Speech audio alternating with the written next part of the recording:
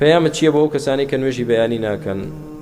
وەڵاهی براکانم، نوێژی بەیانی و نوێژی عیشا قورسترین دوو نوێژن لەسەر منافقەکان. پیامبەری خوا عەلەیهی سەڵاتو وەسەلام دەفەرمێ ئەثقل الصلاة على المنافقين صلاة الفجر وصلاة العشاء ولو يعلمون ما فيهما من الخير لأتوهما ولو كان حبوا.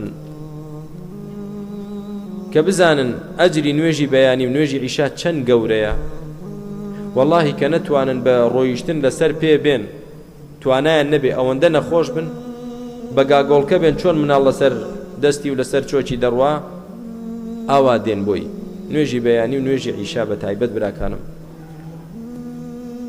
ڕۆژێک لە ڕۆژان، جارێک لە جاران خەبەرت نابێتەوە بە هەر حاڵ کە خەبەرت بۆ نوێژەکەت کە، ئەمما بیکەیتە عادەت و وەڵام من خەبەرم نابێتەوە، من ڕاز نیم قسێ ئەبەدەن.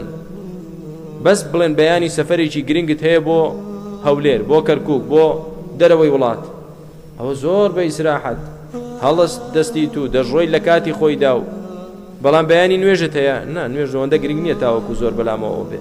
ئەوجا تۆ تا سەعات 1 و 2 و 3 شەو نەخەویت، بێگومان هەڵاستیت بۆ نوێژی بەیانی.